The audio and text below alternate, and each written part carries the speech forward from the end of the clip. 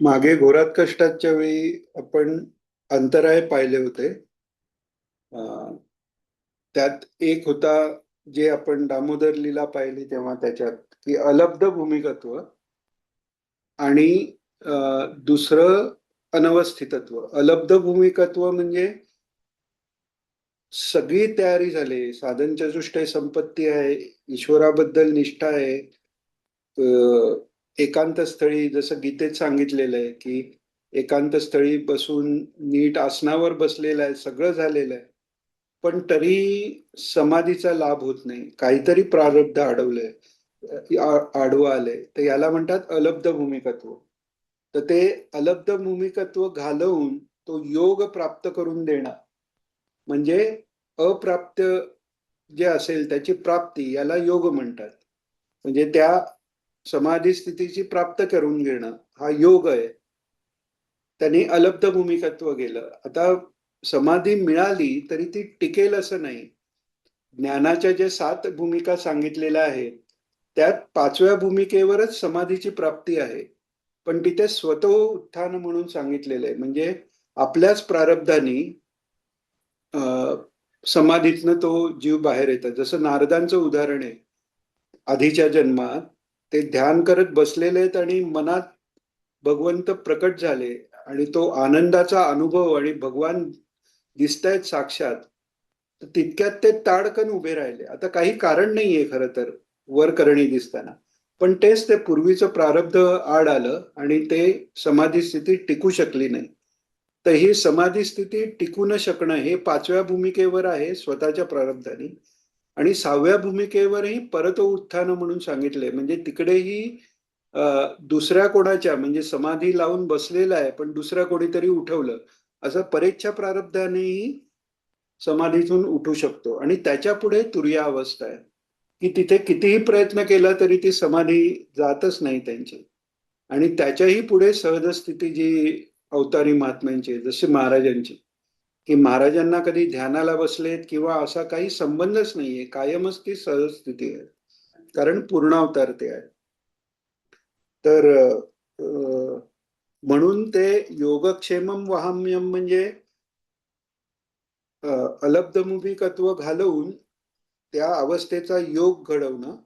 आणि क्षेम म्हणजे ते अप्राप्त प्राप्ती झाले त्याचं स्थिर करणं, संरक्षण करणं. मग ती समाधी अवस्था प्राप्त झाली ती टिकवणं, असं योगक्षेमम वहाम्यम हा त्याचा खरा अर्थ आहे. योगक्षेमम वहाम्यम म्हणतायत ना, ते त्याला प्राप्त झालेलं नाही, ते त्याला प्राप्त करून देणं आणि जे मिळालेलं आहे त्याचं संरक्षण करणं, ही दोन्हीही जबाबदारी ईश्वरांनी मान्य केलेली आहे.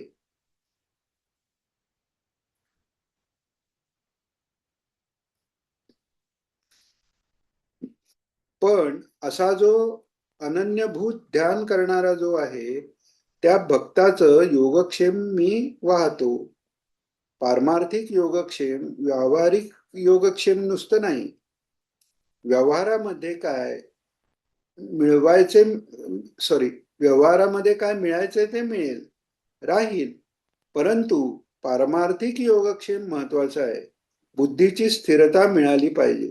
आणि ती स्थिरता मिळवून ध्यानाला सुरुवात झाल्यानंतर ही आलेली विघ्न दूर झाल्याशिवाय काय करणार?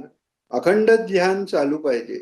त्या अखंड ध्यानाचं पर्यवसान समाधी आणखी साक्षात्कारामध्ये होणं.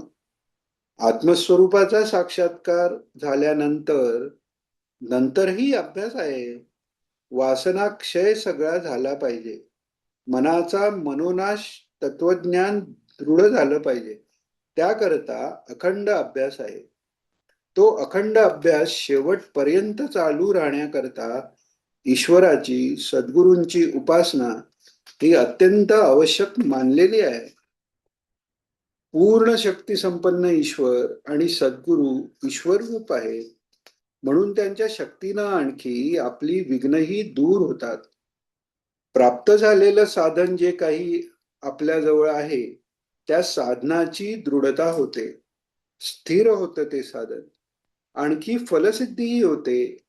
आणखी या दृष्टीनं हा एक मार्ग योगशास्त्रांनी दाखवला आहे. आणि वितरागी महात्म्यांचं चिंतन करणं, संतांची चरित्र वाचन केल्याने मनाची स्थिरता होते, असं योगसूत्रकार सांगतात. हा एक योगसूत्रातलं हे एक सूत्र आहे. आपण तेही इंट्रोडक्शनच्या वेळी योगशास्त्र योगसूत्राच्या पाहिलं होतं. वीतराग विषयवा चित्तम. महाराज बऱ्याच वेळा प्रवचनात हे घेतात. वीतराग विषयवा चित्तम. म्हणजे वितरागी महात्मे आहेत त्यांचाच विषय चित्ताला देणं, किंवा दुसरा अर्थ महाराज त्याचा सांगतात, महत्वाचा अर्थ, की वितरागी महात्म्यांच्या चित्तांना जर आपलं चित्त विषय झालं तर आपलं चित्त स्थिर होतं.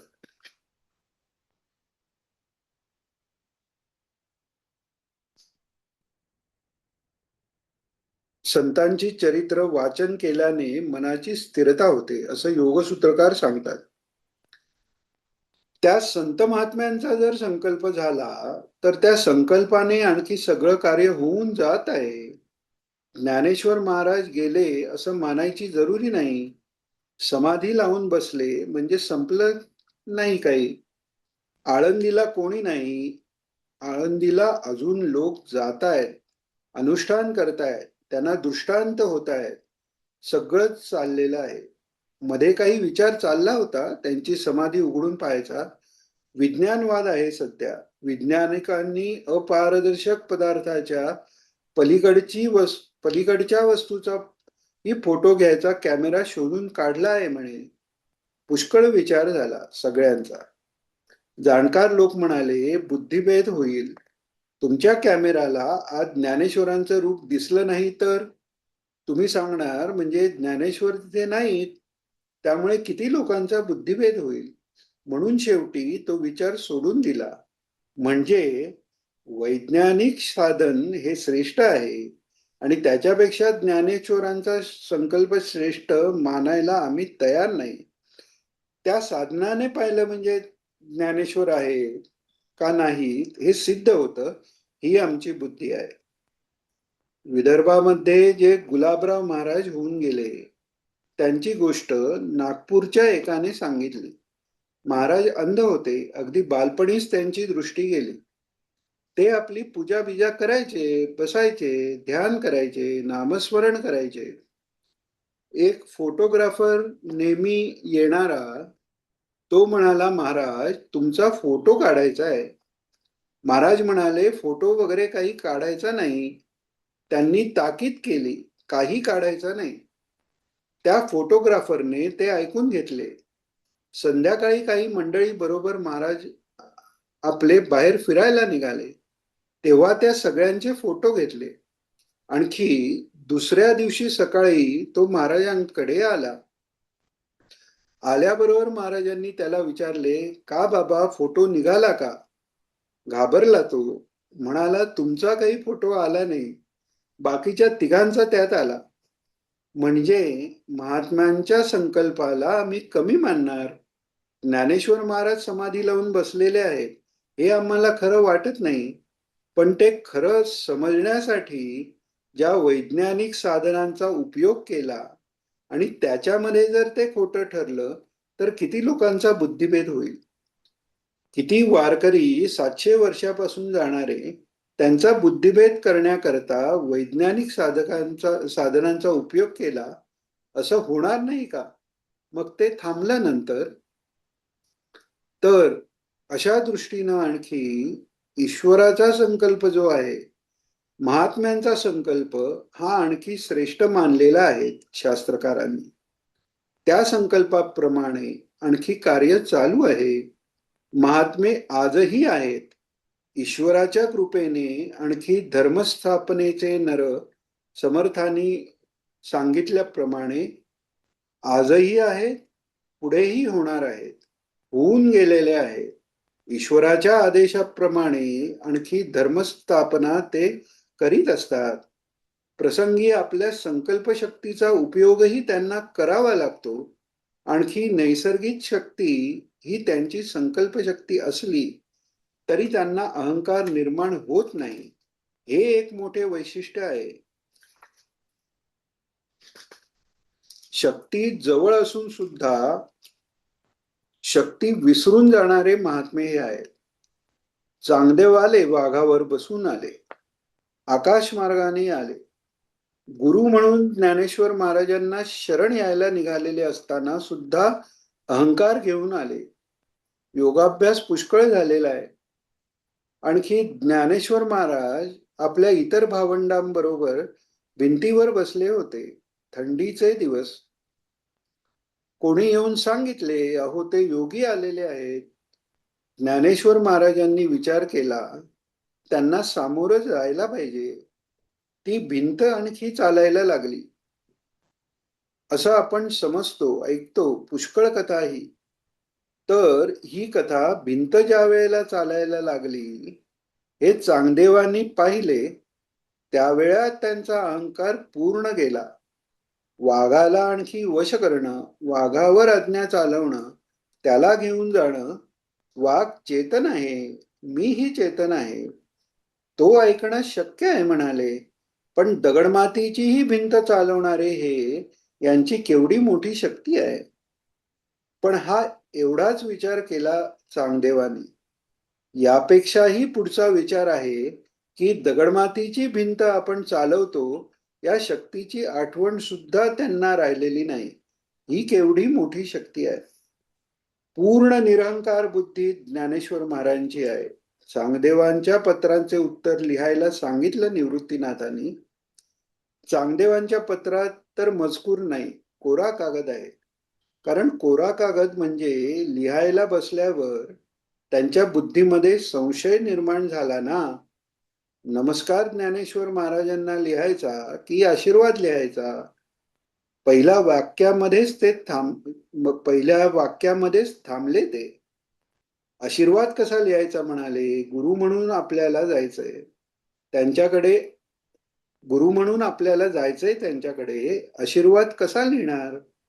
बरं, नमस्कार लिहायचा म्हणजे मी केवढा मोठा, 1400 वर्षाचा मी आहे, हे 20-21 वर्षाचे आहेत. लहानांना नमस्कार कसा लिहायचा? म्हणून तसाच कोरा कागद पाठवून दिला. निवृत्तीनाथांनी पाहिलं, काही नाही, कोरा कागद आहे. मुक्ताबाई तर स्पष्ट बोलून गेली, 1400 वर्षे राहुनी अजून कोराच आहे म्हणाले. पण निवृत्तीनाथांनी ज्ञानेश्वर महाराजांना उत्तर लिहायला सांगितलं. तिथे काही वेळ नाही, काही नाही. स्वस्ति श्री वटेशु जो लोपोनी जगदाभासू, दावी मगग्रासू प्रगटीला करी. हे इथे सुधारणा करायला पाहिजे.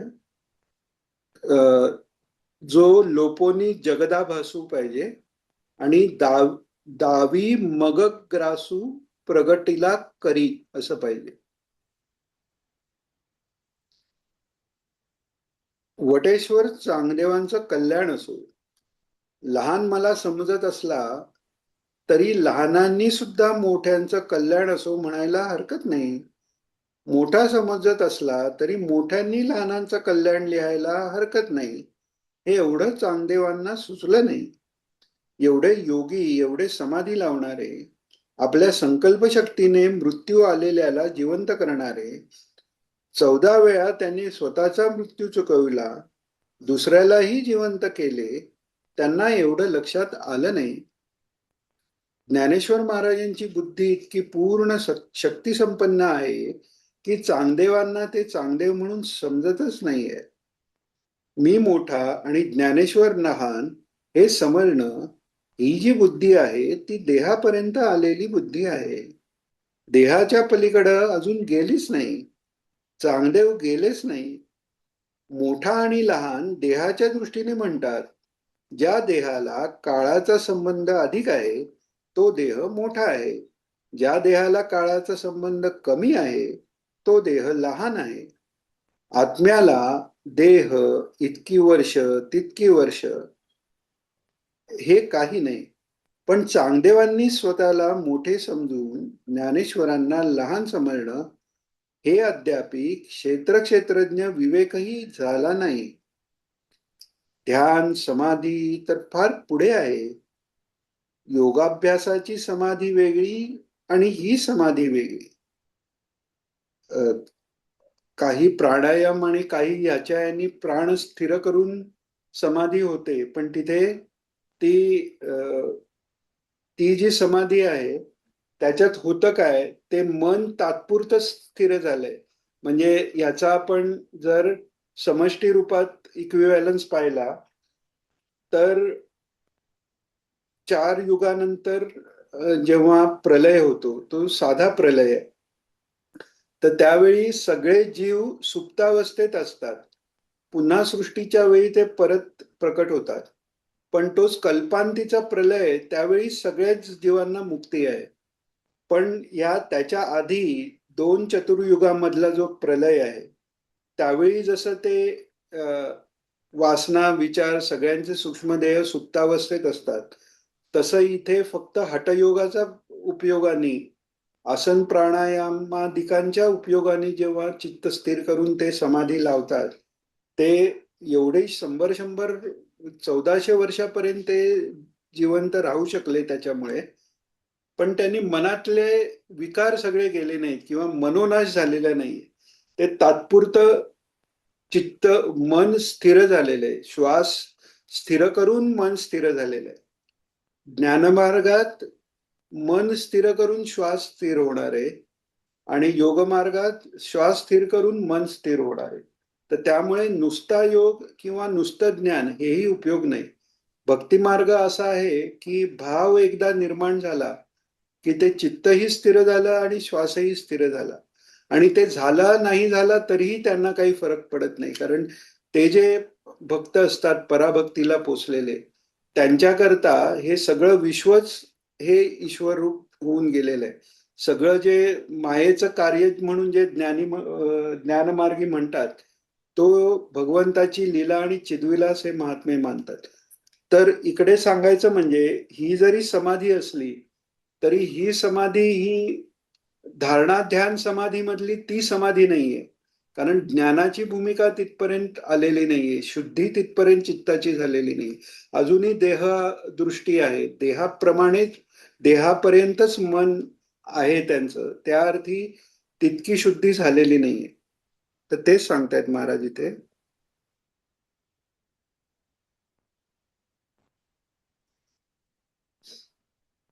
योगाभ्यासाची समाधी वेगळी आणि ही समाधी वेगळी.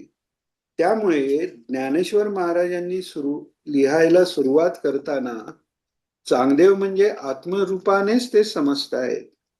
स्वस्ति श्री वटेशू जो लपोनी जगदाभासू दावी. इथे जगदाभासू पाहिजे परत. आत्मस्वरूप आच्छादित झाल्यानंतर आणखी जगदाभास दिसतो आहे. म्हणजे आत्मस्वरूप लपोनी, जो लपोनी जगदाभासू दावी. आणि जेव्हा दावी मग ग्रासू प्रकटला करी, आणि परत त्याचा ग्रास करतो म्हणजे ते घालवतो कधी, तर प्रकट झाला की.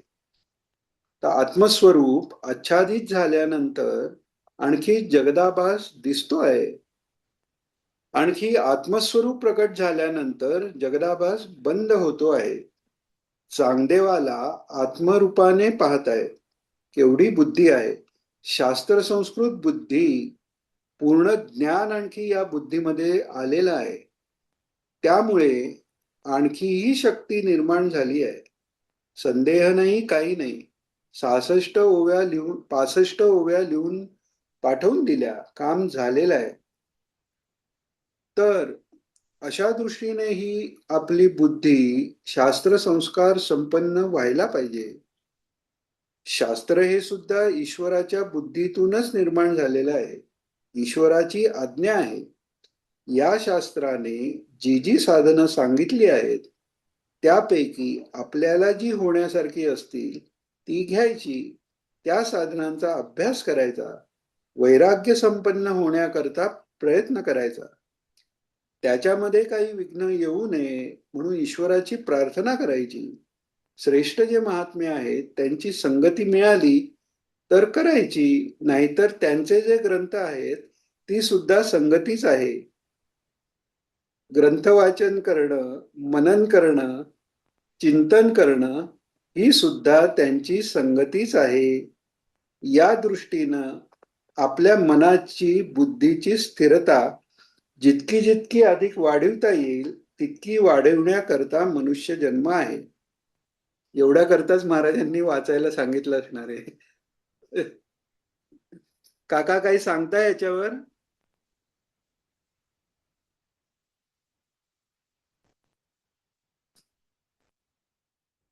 अनम्यूट करायला लागेल काका.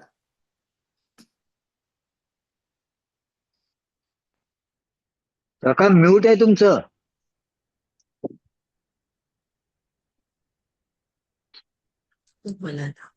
हा. तुझी जी लिंक लागली आहे ना ती चालू ठेव. बरं बरं हा. आपण मी स्वतंत्र नंतर आपण बोलू कधी. बरं चल आता चालेल का?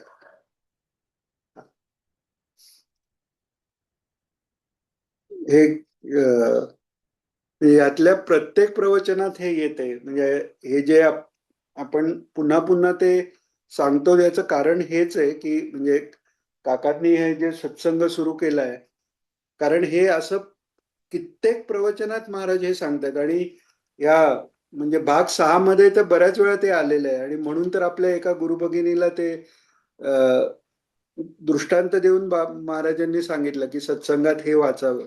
तर ते का वाचावं हे कळतंय बरोबर. हे पुन्हा वाचतो. हे खूप आपल्याकरता म्हणजे या सत्संगाच्या ग्रुप करताच काही सगळ्यांकरताच उपयोगी आहे.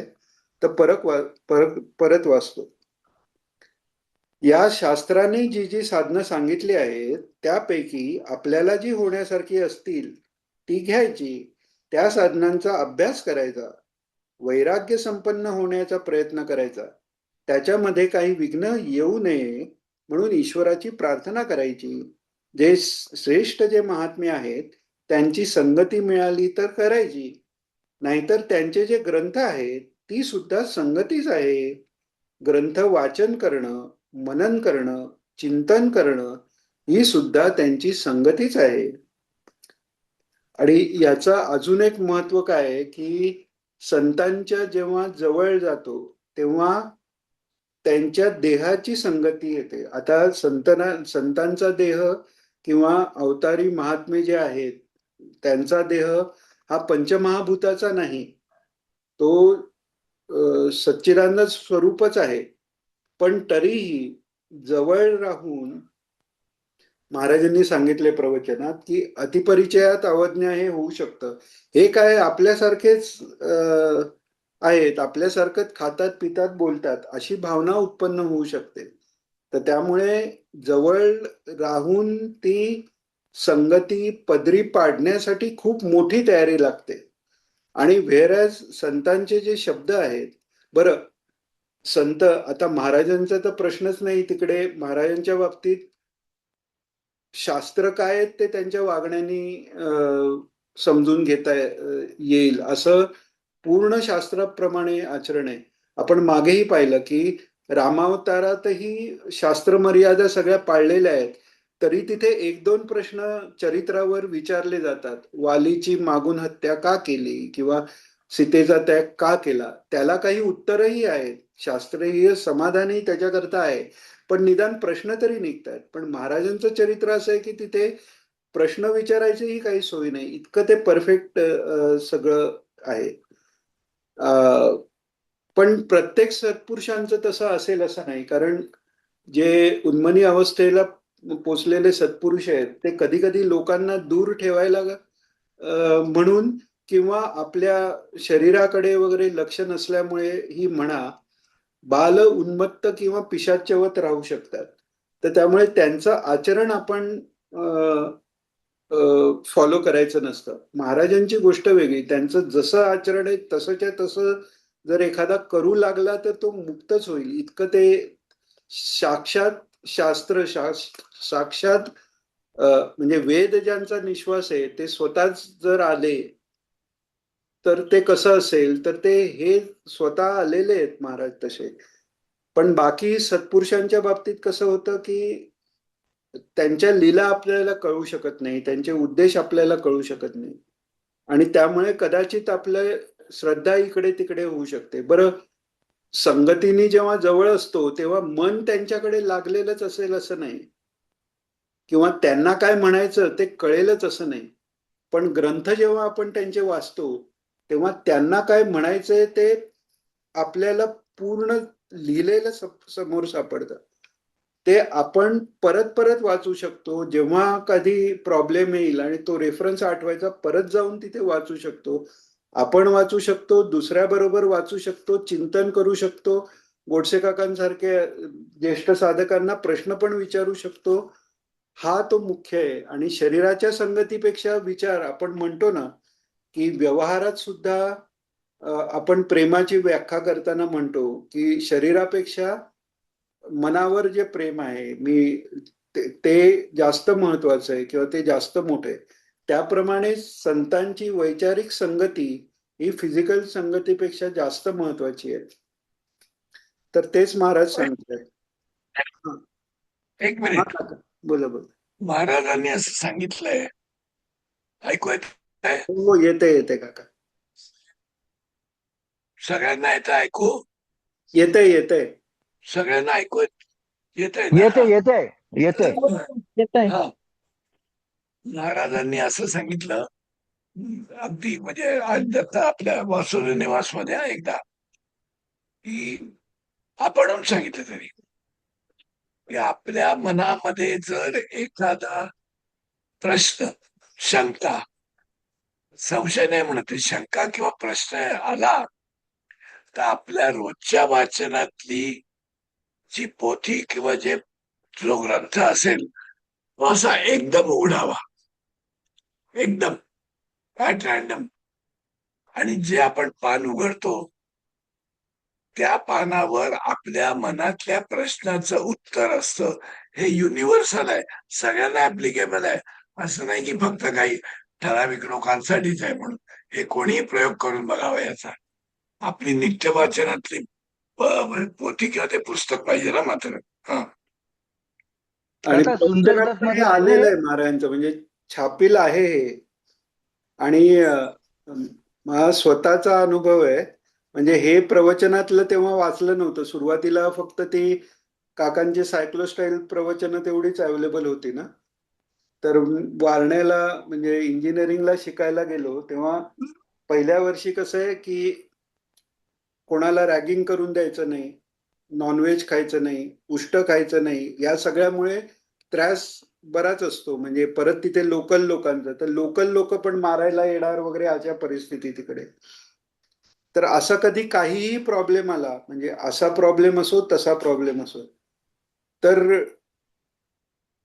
जाऊन प्रवचन वाचायची. म्हणजे डोक्याच्या शांती करता म्हणून प्रवचन वाचायची, पण नुसती प्रवचन वाचून शांती असं नाही, तिथल्या तिथे काहीतरी एक उपाय, म्हणजे तिथे त्या क्षणी मार्गदर्शन व्हायचं की त्या पद्धतीने विचार केल्यावर ते सगळं डोक्यातनं बाजूला जाऊन डोकं शांत व्हायचं. आणि मग नंतर हे पुढे प्रवचन छापली गेली तेव्हा मग ते वाचलं आणि मग तेव्हा अरे हे होत होतं असं ते लक्षात आलं. त्यामुळे काका दिनेश, सांगतात तसं. असं सुंदर दत्त जे आहे ना, सुंदर दत्त मध्ये पण असंच आहे, यासाठीच आहे ते. हो हो, ते हा. त्यातच घेतलंय त्यांनी. हा. छान छान, चालेल पुढे वाचूया. हो हो हो. हा, वाच. हा. त्याच्यामध्ये काही विघ्न येऊ नये म्हणून ईश्वराची प्रार्थना करायची. श्रेष्ठ जे महात्मे आहेत त्यांची संगती मिळाली तर करायची, नाहीतर त्यांचे जे ग्रंथ आहेत ती सुद्धा संगतीच आहे. ग्रंथ वाचन करणं, मनन करणं, चिंतन करणं ही सुद्धा त्यांची संगतीच आहे.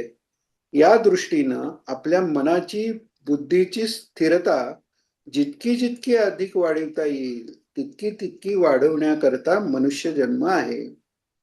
या मनुष्य जन्मामध्ये आपल्या बुद्धीमध्ये सांसारिक वासनाचा संग्रह जितका अधिक होत जाईल तितकं तितकं आपण परमेश्वरापासून दूर दूर जात आहोत. खूप महत्वाचं वाक्य आहे. त्याकरता महापुरुषांचा संश्रय, महापुरुषांची संगती वैचारिक असो किंवा प्रत्यक्ष प्रारब्धाने मिळाली तर तशी करून आपल्या मनाची स्थिरता करून घेऊन अभ्यास करायचा आहे. म्हणजे भगवंतांनी जे सांगितलं गीतेमध्ये, अभ्यासेन तू कौंतेय वैराग्येण च गृह्यते. तर वैराग्य म्हणजे संसारिक विचार, पूर्ण वैराग्य शक्य नाही, पण निदान सांसारिक विचार तरी आपण कमी करू शकतो, जेवढे आवश्यक आहेत. जेवढा आपल्याला भोग आवश्यक वाटतोय, निदान तेवढ्यापुरते तरी विचार मर्यादित ठेवावे. टीव्हीवरच्या म्हणजे कॉमन जे आवश्यक नॉलेज आहे ती गोष्ट वेगळी, पण काही काहींना दिवसभर न्यूज बघण्याची सवय असते, किंवा ज्या गोष्टीचा आपल्याला अध्यात्मासाठी किंवा व्यवहारात आपल्याला जे मिनिमम पाहिजे असं जे आपण ध्येय ठरवलंय, महाराजांनी सांगितल्याप्रमाणे व्यवहारात ध्येय जर आपलं नक्की नसेल तर अध्यात्मात काय होणार असं म्हणालेले महाराज.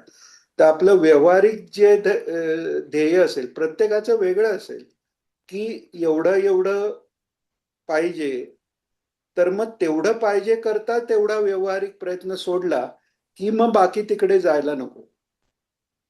विद्याभ्यास याच्यासाठी जेवढा प्रयत्न आहे तो करायचा. मग ती आध्यात्मिक विद्या ही सर्वात पहिली, पण त्याच्या खालोखाल आहे व्यवहारिक विद्या पण ते सोडून जे बाकी सोशलायझेशन आपण त्याला म्हणतो, ते तिथे आपल्याला विचार करता येतो, तो वेळ वाचवता येतो आणि वेळ मिळतो. महाराज म्हणायचे म्हणजे सवडीनी साधना करा किंवा सवडीनी नामजप करा, पण एका ठिकाणी ते प्रवचनात म्हणाले, आवड असली की सवड मिळते. तर त्यामुळे ते सवडीनी करा, म्हणजे ती सवड निर्माण करायला तेवढी आवड तुम्हाला असली पाहिजे. नाहीतर दिवस जातात. म्हणजे असं नाही, म्हणजे स्वतःलाच सांगतोय की गेलं पटकन आयुष्य कुठे हातातनं निघून गेलं ते लक्षात येत नाही. आणि विचार केला तर 10 वर्ष झाली, 20 वर्ष झाली, 30 वर्ष झाली, 40 वर्ष झाली, 50 वर्ष झाली, आणि हाती काय लागलं हा जर विचार केला तर तिथे प्रश्नचिन्ह समोर येतं. तर त्यामुळे त्याकरता जो अभ्यास सांगितलेला आहे, तर इकडे क्लिअर कट महाराजांनी सांगितलंय की महापुरुषांची संगती वैचारिक असो किंवा प्रत्यक्ष प्रारब्धाने मिळाली असेल, तर तशी करून आपल्या मनाची स्थिरता करून घेऊन अभ्यास करायचा आहे. म्हणजे फिजिकल संगती जरी मिळाली तरी तिकडे पण मनाची स्थिरता करायचा अभ्यास करायचा आहे. म्हणजे कसा, तर अरे या प्रसंगी महाराज कसे वागतायत आणि आपण कसं वागतो, मग आपल्याला कसं वागायला पाहिजे, या दृष्टीने त्यांची संगती जर घडली तर ती संगती उपयोगी आहे. नाहीतर दुर्योधनालाही संगती घडली आणि अर्जुनालाही घडली. मग फरक काय आहे? फरक एवढा असा आहे की भगवंत जे गीतेत अर्जुनाला सांगतात, आणि ज्ञानेश्वर माऊलींनी ज्ञानेश्वरीत ते सांगितलेलं की तुला मी का सांगतोय गीता, तर अर्जुना तू, हे महाराज बऱ्याच वेळा घेतात प्रवचनात ह्या ओव्या, अर्जुना तू परी परियेसी परियेसुनी अनुष्ठसी, म्हणजे तू अर्जुना तू ऐकणारा आहेस. म्हणजे he just not hear, he listens. त्या दृष्टीने ऐकणारा आहेस म्हणजे श्रवण करणार आहेस, आणि नुसतं श्रवण करून थांबणारा नाहीयेस, त्याप्रमाणे वागणार आहेस, अनुष्ठान करणार आहेस. तर तसं महाराजांच्या जवळ जर राहण्याची संधी मिळाली तर त्या जवळ राहण्याच्या संधीचा उपयोग नुसता मी त्यांच्या बरोबर आहे, माझं कल्याण आहे असं नाही, ते वागतात कसं, ते बोलतात कसं, साध्या साध्या गोष्टीत इतकं मार्गदर्शन आहे. महाराज जेव्हा पत्र लिहायचे, ते पत्र झाल्यावर पत्राची घडी कशी घालायची ते पण बघण्यासारखं आहे. ते असे हातात कागद घ्यायचे आणि ते असा जोडायचे की त्याचे हे दोन कोपरे, हे दोन कोपरे बरोबर तिथे 0.1 mm चाही फरक नसेल, इतकं ती व्यवस्थित घडी घालायची. योगा कर्मसु कौशलम हे म्हणतात ना, ते साक्षात उदाहरण आहे. किंवा आपण जर आता आपल्या भाग्याने आपल्याला युट्यूबवर महाराजांचे व्हिडिओ पाहायला मिळतात. भागवत आहे, देवी भागवत आहे, त्यात जर तुम्ही पाहिलं तर प्रवचन करताना ते हात पण त्यांचा जातो ना, तो पाहिला तर तो कुठून कुठपर्यंत जाणार, असाच काहीतरी हात इथे तिथे फिरत नाहीये. हातवारे आपण सगळेच करतो, पण महाराजांचे हातवारे तो इथपर्यंतच जातो, इथून तो इथपर्यंतच हात येतो.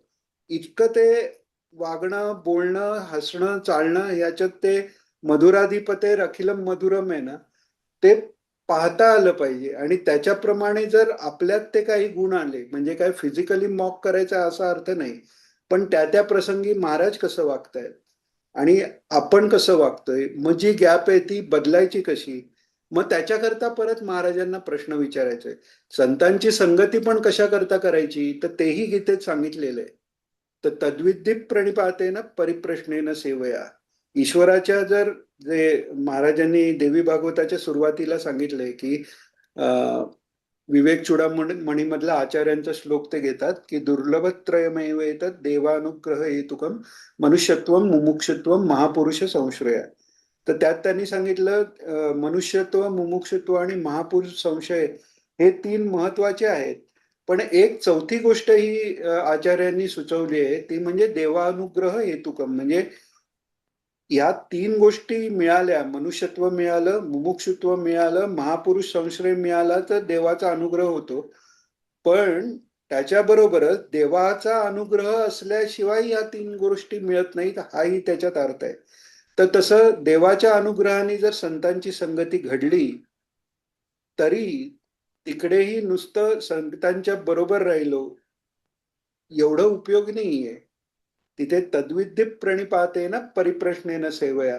ते कसे वागतात, तो पण त्यांनी केलेला ज्ञानोपदेशच आहे, तो पण त्यांनी केलेला भक्ती उपदेशच आहे. कोण सत्पुरुष आले तर तिथे लोटांगण महाराज कसं करतात, वासुदेव निवासमध्ये तिथे नमस्कार करताना 70व्या वर्षी 80व्या वर्षी तो पूर्ण पहिल्यांदा काठी ठेवायची, तो चष्मा काढून ठेवायचा, पूर्ण लोटांगण घालायचं, परत उभं राहायचं, परत असे पाहत राहायचे. म्हणजे तो इतका वेळ तो नमस्कार, आपलं काय, आपलं नमस्कार केला डोळे उघडायची घाई, किंवा दुसऱ्यापेक्षा आपण जास्त वेळ डोळे मिटले नाही तर बघून परत डोळे मिटणं, असं नाहीये ते. तर हे सगळं चालणं, बोलणं, वागणं हे ऑब्झर्व करून त्यातनं शिकणं, त्यांना विचारणं हे घडत असेल तर ती संगती उपयोगाची. नाही तर महाराजांनीच प्रवचनात सांगितले आहे की संतांच्या जवळ राहणं म्हणजे फार कठीण आहे. उपयोग व्हायच्या हे केव्हा सांगितलंय, तर त्या भागवतात जय विजयाच्या प्रसंगाच्या वेळी सांगितले की अतिपरिचयात अवज्ञा होऊ शकते आणि फायद्यापेक्षा नुकसानच व्हायचं म्हणाले. तर त्यामुळे संतांची संगती ही त्यांच्या जवळ राहून सुद्धा त्यांचंच वागणं बोलणं समजून घ्यायचंय. म्हणजेच काय, ते तसे वागले, बरोबर का वागले हे जर समजून घ्यायचंय, तर जवळ राहून सुद्धा त्यांचे जर त्यांचं साहित्य, त्यांचं लिहिलेलं वचनं जर वाचली तर त्यांच्या जवळ राहूनही उपयोग आहे. तर अशा पद्धतीने हे सगळं आपल्याला महाराजांच्या कृपेनी आणि काकांच्या मेहनतीमुळे आपल्याला हे सगळं मिळालेलं आहे. त्याचा जितका मॅक्झिमम फायदा करता येईल. आणि आता आपण साईटवर हे सगळी पुस्तकं टाकलेली आहेत आणि पुढे जाऊन आपण त्यातले जर काही कठीण, म्हणजे स्तोत्र आहेत म्हणा किंवा प्रवचनातला काही कठीण भाग आहे, तर तेही एक्सप्लेनेशन नंतर हळूहळू करणार आहोत. जसे जसे आपल्याला याच्यासाठी व्हॉलेंटियर्स मिळत जातील, जे अभ्यासू आहेत, तसं तसं हे पुढे जाणार आहे. पण त्याचा जो बेस आहे, मुख्य महाराजांचे शब्द आहेत, ते आज तुम्ही विचार करा की भगवंताचे शब्द आत्तापर्यंत जे नोट झालेत, वेद हा निश्वास आहे. वेद म्हणजे फक्त निश्वास आहे आणि त्या निश्वासाचा अर्थ जो ऋषींच्या मनात प्रकट झाला तो त्यांनी लिहून ठेवला. पण गीता म्हणजे साक्षात भगवंतांनी म्हटलेली गीता आहे. 700 श्लोक आहेत फक्त. ज्ञानेश्वर माऊलींनी त्याच्यावर 9000 ओव्या केलेल्या आहेत. त्या 9000 ओव्या म्हणजे 450 पानं आहेत फक्त. आणि इथे महाराजांची प्रवचनं आत्ता पूर्ण झालेली त्यांची जितकी असतील त्याच्या 1%